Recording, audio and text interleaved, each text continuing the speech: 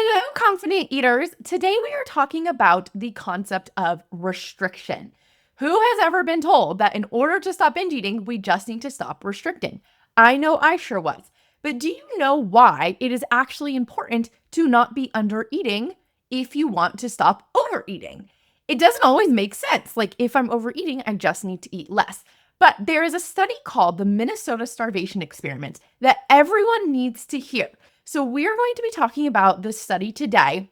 Again, I highly recommend, even if you don't really like listening to the sciencey stuff sometimes, even if you just like learning more about the mindset stuff of binge eating, if you do not have this foundational understanding, you will not be able to get to where you want to go as a confident eater. So if you are someone who has ever in your entire life gone on a diet or has cut back your calories or has intentionally tried to undereat and eat less than your body needs, this study will help you understand why that has led you to feeling out of control around food, to feeling obsessed around food, to feeling like you are just this crazy person who cannot stop eating. This is one of the most well-cited studies to date on the psychological impacts of restriction.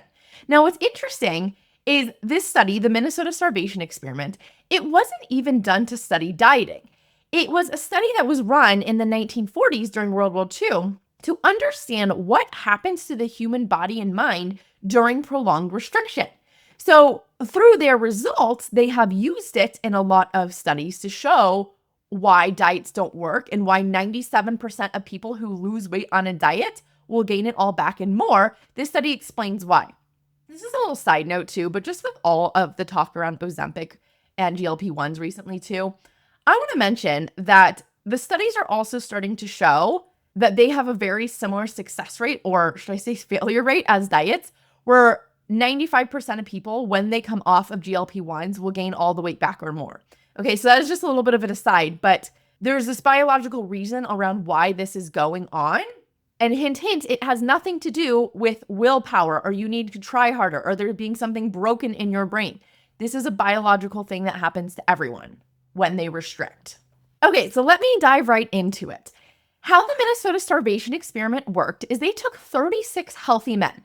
Healthy men, being there was nothing wrong with them, they were in tip-top shape and mental health. They were extensively screened to make sure that there was nothing else going on. Okay, so completely normal, healthy men. They had a normal relationship with food. They were just your average Joe. Then they took these healthy men, and for almost 6 months, they were given 1,600 calories a day. To some of us, that might not sound like that low. It might sound like 1,600 calories a day is what my MyFitnessPal told me to eat this week every day. So keep that in mind too, that in your brain, if this sounds like that's not that little, let's see what plays out. And yes, they were men, maybe you are a woman, but still, it's not like they were putting them on 500 calories a day. They're eating 1,600 calories a day for 6 months. And here are the results that happened throughout that time. I want you to see how many of these you can relate to if you have ever felt any of these things when you were dieting or cutting calories. So first, let's go with the physical effects. First, they felt extreme fatigue. They were tired all the time. They had a hard time focusing. What's interesting is their heart size actually shrank. Their pulse slowed. They felt weakness and cold even in warm weather. A loss of strength, swelling in ankles, knees, face.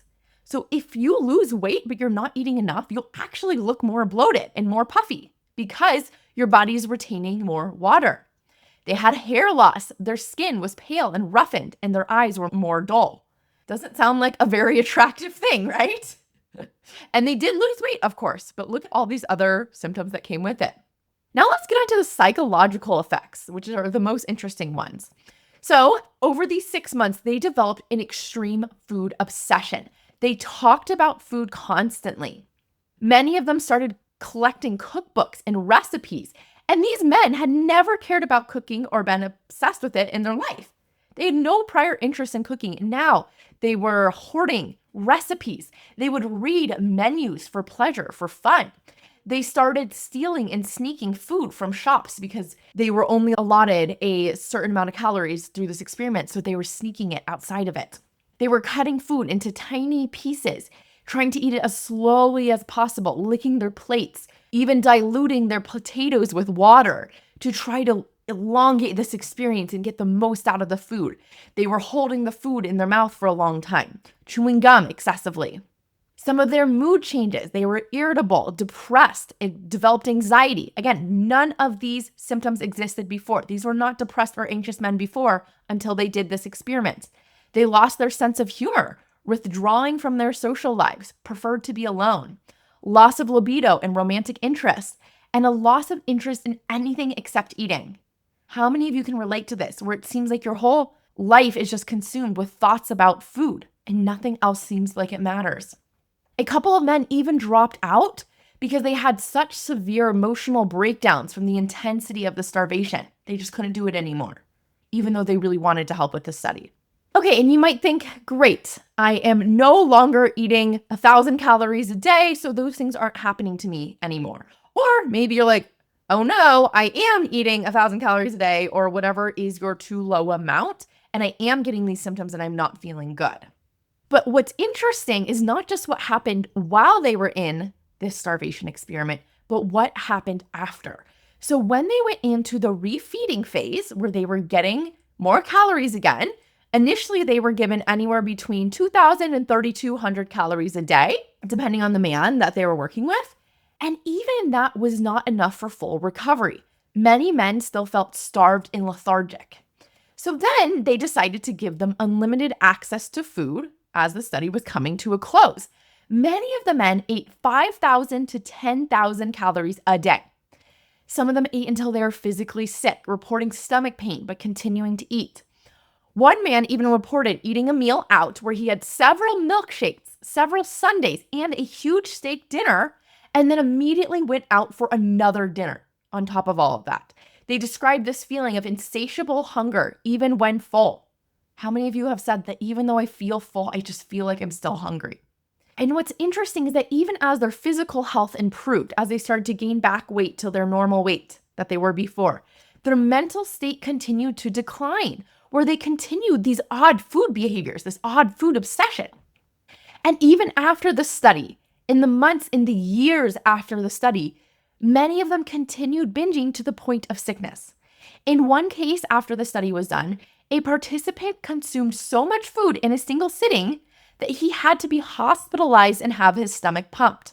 So for many of them, it took months to years of refeeding to feel normal with food again. And I just sit here thinking, like, these poor men, like they went into this experiment wanting to just help with this study to understand what the men had gone through in World II a bit more. And they came out of it with this horrible physical effects, mental effects. And yet, millions and millions of men and women are doing this to themselves every single day. They are putting themselves through this starvation experiment for no reason. And it is causing all of these horrible side effects and long-term psychological effects too.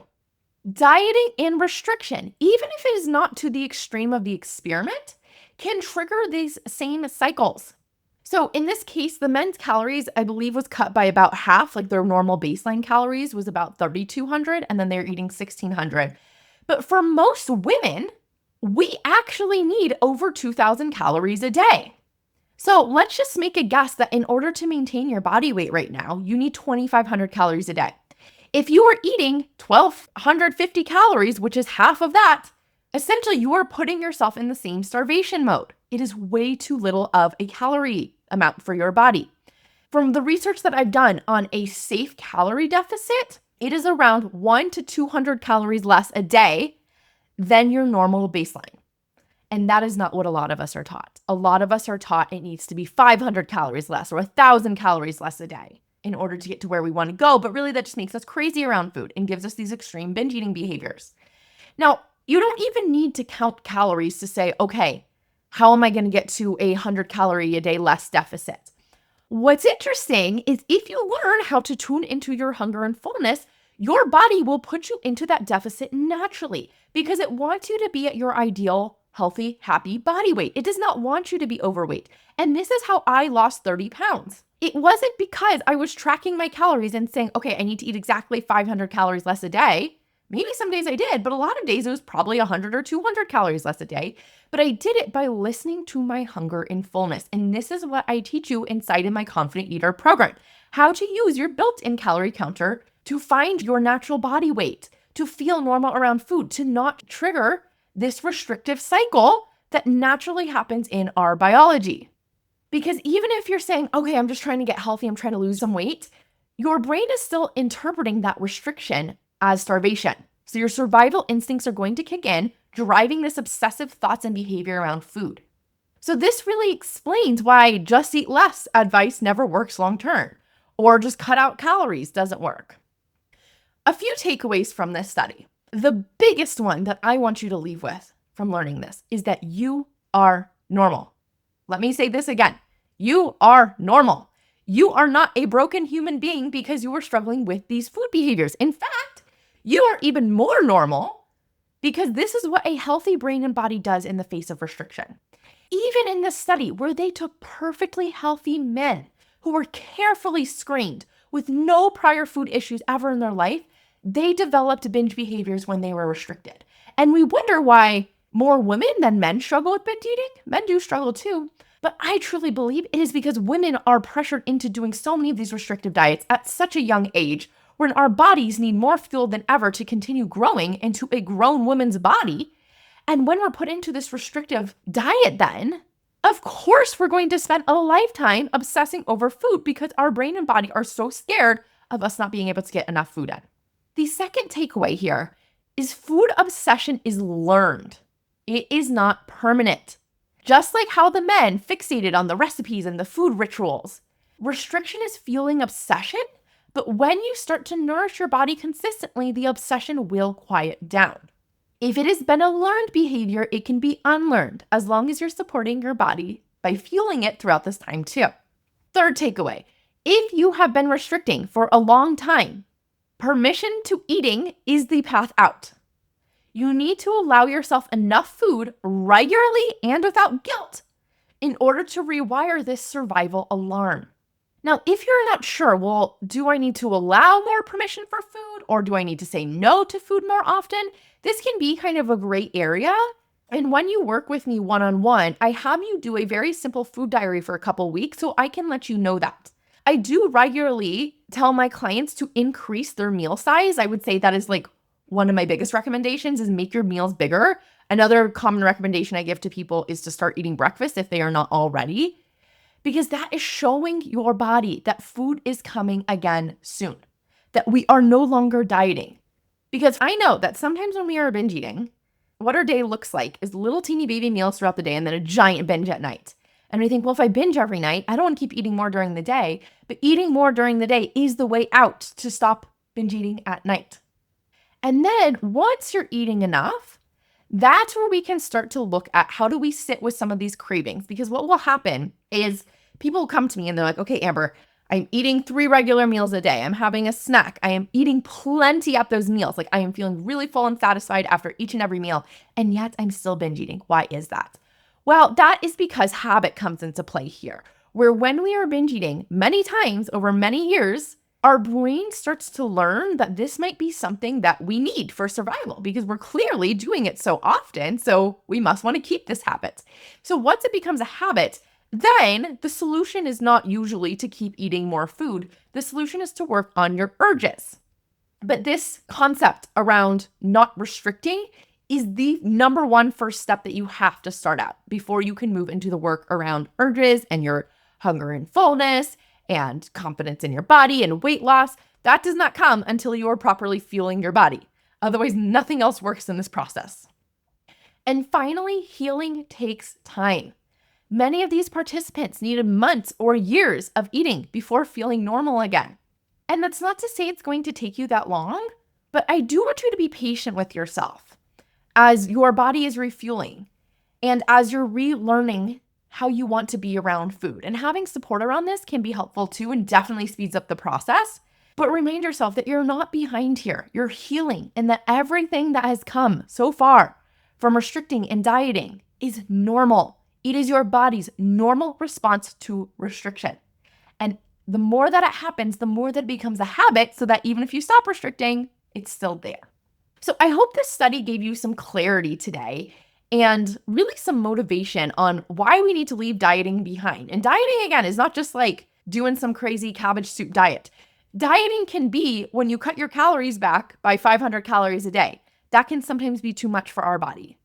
Okay, have a great week. Fuel your bodies. Talk to you next week.